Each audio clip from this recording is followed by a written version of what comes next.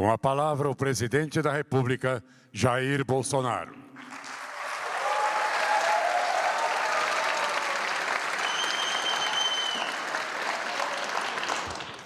Senhoras e senhores, boa tarde. Eu vou falar do tema, mas eu queria perguntar para vocês, o que é indignação? Quando é que você fica indignado? Quando você vê um brutal ato de injustiça.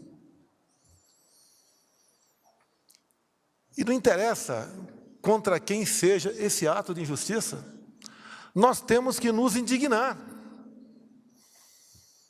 Nós temos que demonstrar o nosso sentimento.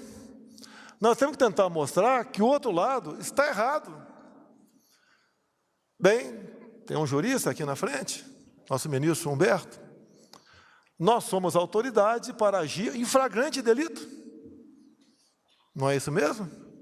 Nós podemos deter uma pessoa que tenha cometido um delito grave, de forma flagrante. Eu pergunto, eu poderia aqui agora deter alguém por ter espancado um marciano? Poderia? Acredito que não. Não existe nada aqui na lei que fale, se você espancar marciano, maltratar ou matar, você venha detê-lo. Eu pergunto a vocês, pode alguém ser punido por fake news? Olha, ele está espalhando fake news. E se esse fake news não for fake news, for uma verdade? Pior ainda. Enquanto aqui a gente está num evento voltado para fraternidade, amizade, amor, compaixão. Aqui, do outro lado da Praça dos Poderes, uma turma do Supremo Tribunal Federal, por 3-2, mantém a cassação de um deputado acusado em 2018 de espalhar fake news. Esse deputado não espalhou fake news, porque o que ele falou na live, eu também falei para todo mundo, que estava havendo fraude nas eleições de 2018. Ia se apertar o número, quando se apertava o número 1, já aparecia o 13 na tela e concluía a votação. Foram dezenas de vídeos, dezenas de pessoas ligaram para mim ao longo de toda a noite, daquela primeira votação, do primeiro turno de 2018. Isso é uma verdade. E esse deputado foi cassado. Primeiro ele foi absolvido por 7-0 no TRE do Paraná. Depois, por 6-1, foi condenado no Tribunal Superior Eleitoral, cujo objetivo era criar jurisprudência para perseguir os outros, que porventura não gostassem do seu comportamento. Deputados que estão aqui, que porventura estejam nos ouvindo, vai chegar a sua hora, se você não se indignar. Não existe tipificação penal para fake news. Se for para punir com fake news a derrubada de páginas, fecha a imprensa brasileira, que é uma fábrica de fake news, em especial Globo, Folha. Outro caso hipotético. Vamos supor um caso hipotético, que o João assassinou a esposa Maria. E ele foi condenado. Algum tempo depois, descobriu-se que o João não era casado com a Maria. Eles viviam em união estável. Solte-se o João, volte o processo às origens. Assim foi a absolvição do Lula. Patrocinado por quem? Edson Fachin. Ele que botou o Lula em liberdade. E baseado no quê? No CEP, Código de Endereçamento Postal. Ele não podia ser julgado em Curitiba. Tinha que ser julgado em São Paulo ou Brasília. E anulou-se na época, que já se prescrevia, todas as acusações contra ele. Que Brasil é esse?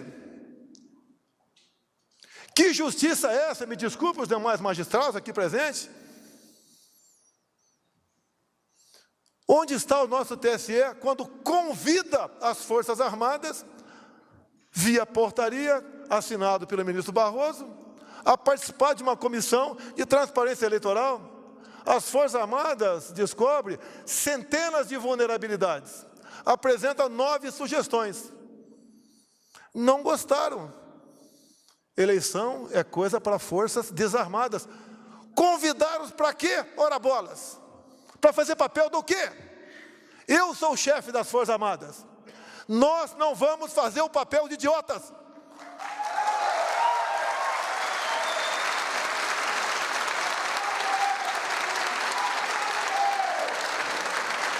Eu tenho a obrigação de agir. Tenho jogado dentro das 4 linhas. Não acho uma só palavra minha, um só gesto, um só ato, fora da Constituição.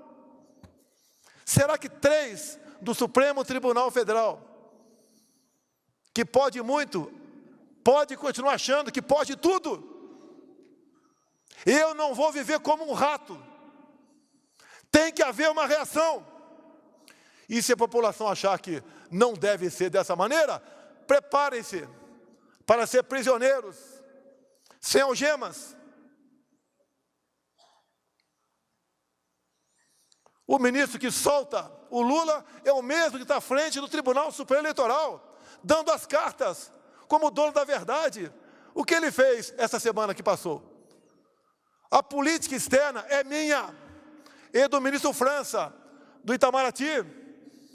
Ele convida em torno de 70 embaixadores e eles vão lá para dentro do TSE e ele, de forma indireta, ataca a presidência da República como homem que não respeita a Constituição, que não respeita o processo eleitoral, que pensa em dar um golpe e conclui de forma indireta. Acabou as eleições, imediatamente seu chefe de Estado deve reconhecer o ganhador das eleições, para que não haja qualquer questionamento junto à justiça. O que é isso, senão um arbítrio, um estupro à democracia brasileira? Para mim é muito mais fácil eu estar do outro lado. Muito mais fácil, Antônio de Paula, Carla Zambelli. Muito mais fácil. Tem a família toda perseguida, até a esposa processada. Canalhas! Processar a minha esposa, vem para cima de mim, se são homens.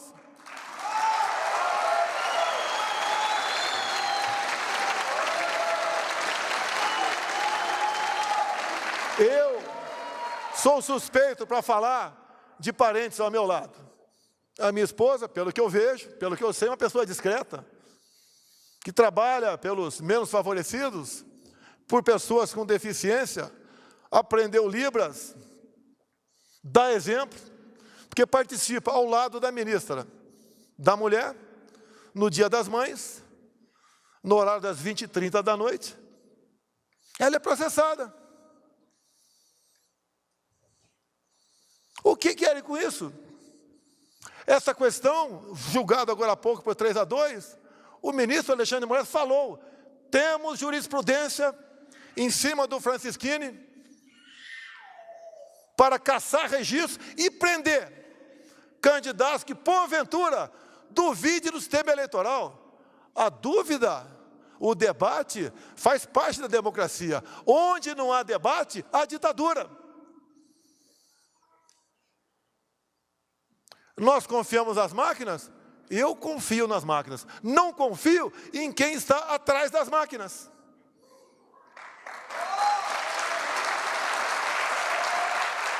Me permitem avançar. Me permitem avançar. A minha segunda live do ano passado, onde eu peguei um inquérito da Polícia Federal, que foi aberto no início de novembro. Por que foi aberto? Porque um hacker fez uma denúncia. E a ministra Rosa Weber, que não sabia de nada, fez com que a Polícia Federal determinou que instaurasse o inquérito. O que eu vou falar aqui está dentro do inquérito, que não tinha qualquer classificação sigilosa até aquele momento. E lá está escrito dentro do inquérito, porque o delegado encarregado do inquérito pediu ao TSE informações. O TSE informou que os hackers ficaram por 8 meses dentro do TSE, com a senha do ministro Banhos. Está escrito isso, E essa imprensa não enxerga isso? Vai falar amanhã que eu estou atacando as urnas eletrônicas? Vocês serão os primeiros a ser perseguidos no futuro. Pode ter certeza disso? Os hackers tiveram 8 meses com a senha do ministro Banhos. Nos primeiros dias, o delegado encarregado do inquérito pediu os logs. 7 meses depois, o TSE informou, está no processo, que os logs foram apagados por uma firma terceirizada que fazia manutenção dos computadores. Os logs são entregues no mesmo dia, no dia seguinte. É como um backup. Por que 7 meses? Ficaram arrumando o que dentro do TSE? Porque só sobra margem para desconfiança. Será que o Datafolha está perfeitamente alinhado com o que está previsto no resultado do TSE? Nós não podemos ver sobre suspeição. Até num casal. Tem que sentar e conversar. Por que os técnicos do TSE não conversam com os técnicos das Forças Armadas que foram convidados a participar do critério? Queriam a participação das Forças Armadas como a moldura de uma fotografia para dar ar de credibilidade? Esqueceram que eu sou o chefe das Forças Armadas. O que queremos no nosso Brasil?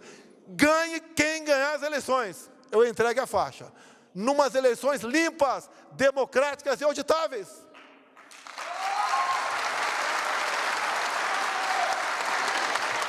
O que aconteceu no dia de ontem, depois do show com os embaixadores? O ministro Fachin, presidente do TSE, convida lideranças religiosas. E o título do convite era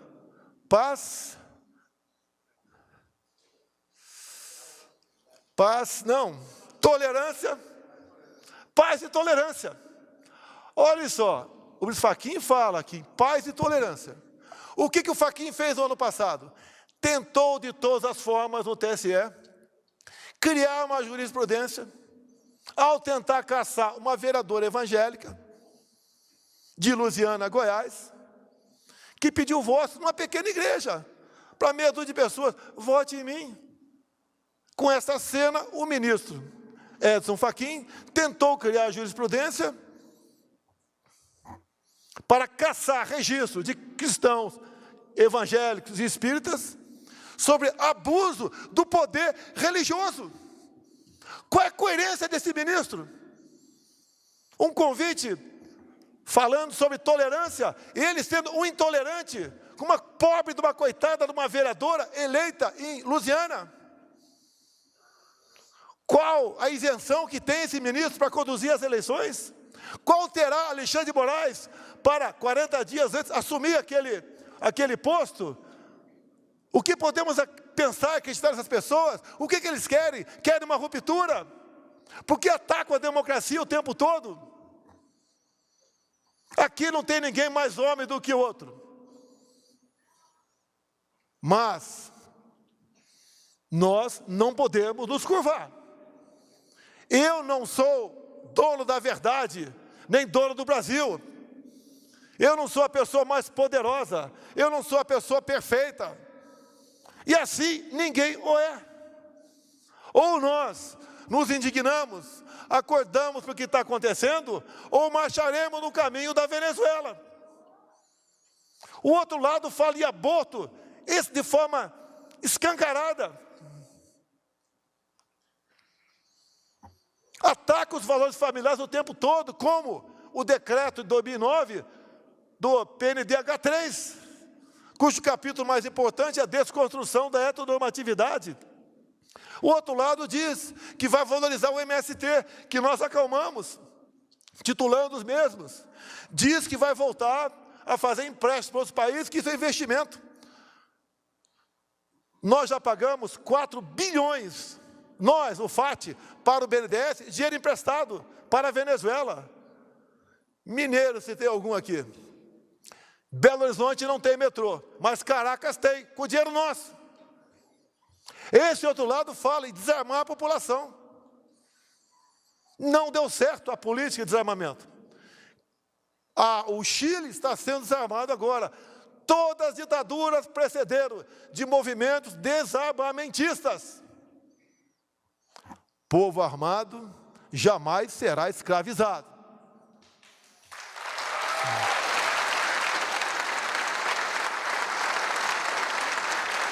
Ninguém desarma o povo americano. Não adianta aparecer por lá alguém com espírito ditador que não vai dar certo. O Brasil tem que criar esse espírito também. Tenho falado para todos os meus ministros. Em 64 tentaram tomar o poder pelas armas. Agora as armas que usam são as armas da democracia. Eu quero, eu não quero, eu puno, eu caço, eu prendo um deputado por 8 meses. Eu faço com que jornalista seja exilado, outros sejam presos. Ora as bolas, se as urnas são inexpugnáveis, por que temos o hack preso há quase 1 ano em Minas Gerais? São inexpugnáveis.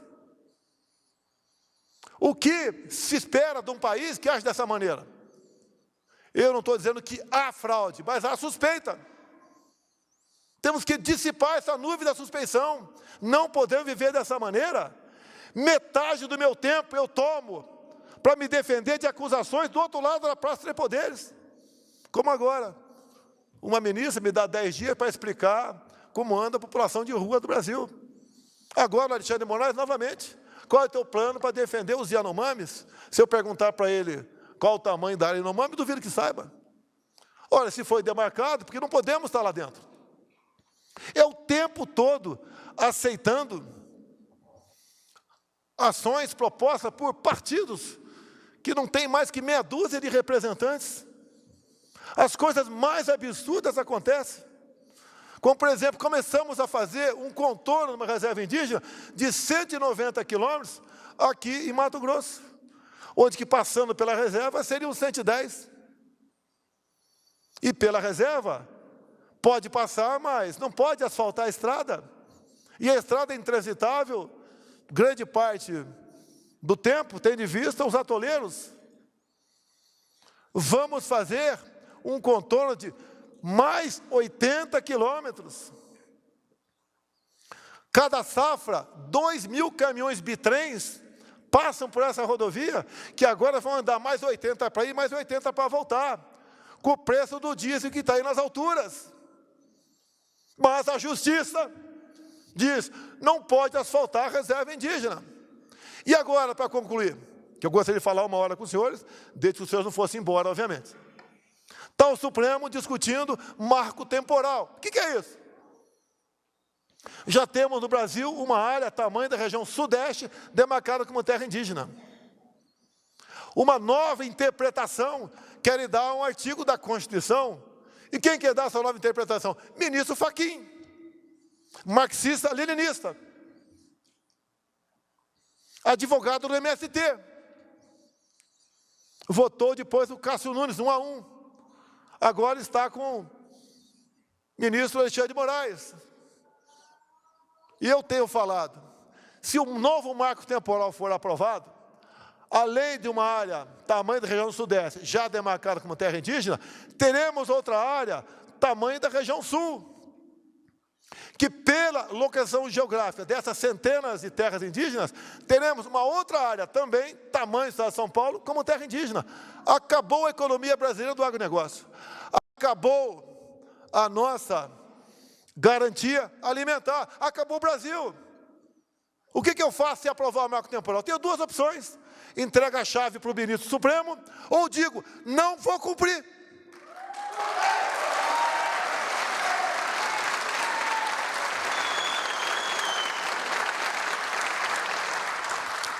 Eu fui do tempo que decisão do Supremo não se discute, se cumpre. Eu fui desse tempo.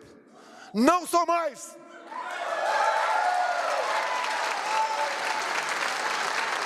Certas medidas saltam aos olhos dos leigos. É inacreditável o que fazem. Querem prejudicar a mim e prejudicam o Brasil. Para onde vai a nossa pátria? Como está o Brasil pós-pandemia, e mesmo com essa guerra, estamos bem, levando-se em conta a maioria dos outros países do mundo. Para onde queremos ir? Porque essas decisões não têm um diálogo, não tem um convite para nada.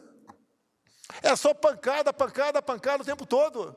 Querem a volta daquele cara que roubou o país, o cara responsável por maior ato de corrupção da Via Láctea. Quer isso de volta?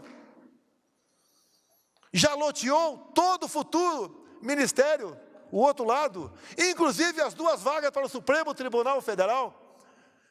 Cristiane, quando se fala em aborto, que nós somos contra, primeiro, eu conheço o parlamento, não vão aprovar uma proposta nesse sentido lá. Se aprovar, tem o poder de veto aqui. Mas quem aprovou o aborto na Colômbia foi a Suprema Corte colombiana. Vocês acham que aquele cara voltando, botando o advogado do PT lá, o Zanini, e outro indicado por esse, né, que está fazendo miséria do TSE, vai botar que perfil de gente lá?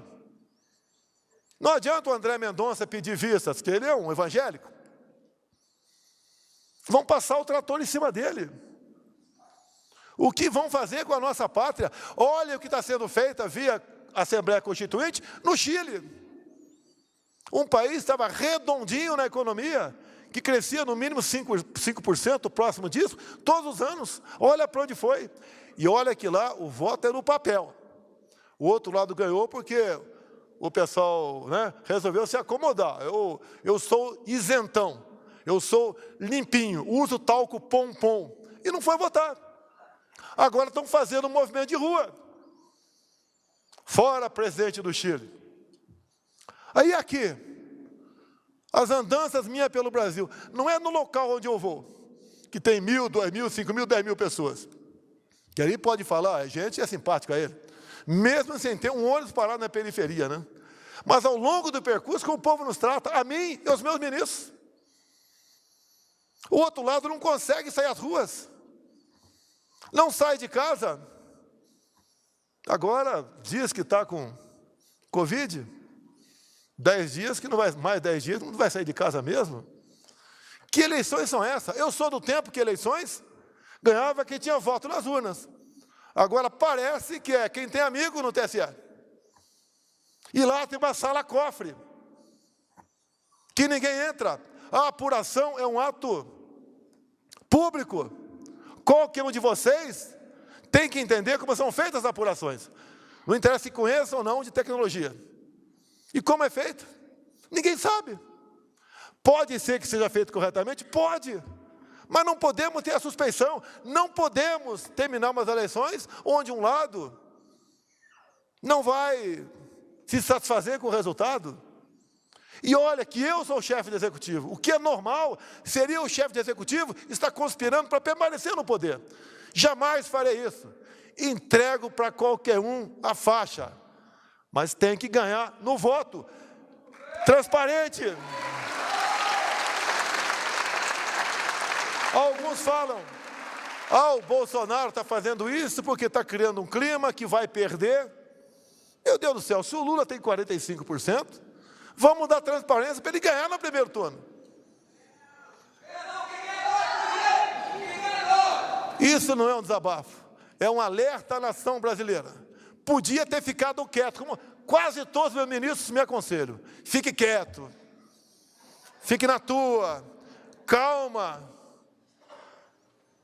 Olha, o que aconteceu agora, 3-2, o que nós estamos vendo no dia a dia, é para ficar calmo? Vamos esperar acabar o jogo para pedir o VAR? Aqui tem gente que vai votar na esquerda, tenho certeza disso. É um direito teu, parabéns. Mas quem tem que ganhar a eleição é quem tem mais voto. E outra, se houver, se por acaso houver, vai haver só para presidente? Ou não vai haver para outros cargos?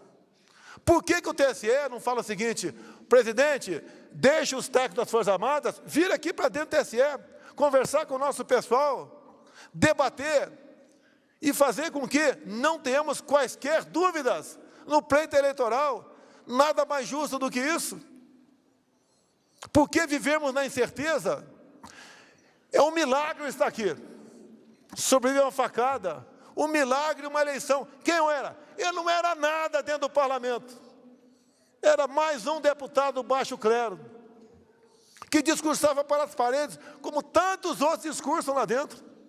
Resolvi vir candidato, porque, me desculpe, deputados, eu cansei do parlamento. Eu quero cuidar da minha vida. E falava durante a campanha, eu tenho duas alternativas, praia ou Planalto. Me dei mal, vim para o Planalto.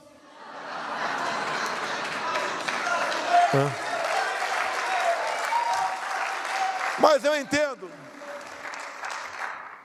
Aqui, Otônio, a gente não pode medir a fé. Medir a minha com a tua. Não tem uma fita métrica para isso. A fé está dentro de você. Ou você tem, ou você não tem. Eu aprendi uma coisa ao longo da minha vida. Sou católico, já li a Bíblia toda quando estava na fronteira. Naquele tempo não tinha energia elétrica lá, não tinha celular. Então tinha mais tempo para a família, para ler a Bíblia. E o que eu aprendi, Otônio? O que for possível fazer, que você faça. O que for impossível, bote nas mãos de Deus. Eu entendo que é dessa forma que devemos agir. E concluo mais uma vez. Não sou mais homem que nenhum dos homens que estão aqui. Somos iguais. Quando tiver o ponto final para cada um de nós, o nosso destino é o mesmo. Se ninguém enterrar, o urubu vai comer. Nada temeis, nem mesmo a morte, a não ser a morte eterna. Parabéns a todos da Secretaria pelo brilhante trabalho que fazem. Não queremos que pessoas que estão vivas na memória de nós voltem a ocupar lugar que já ocupou a Damares, que ocupa atualmente a Cristiane. Muito obrigado a todos vocês.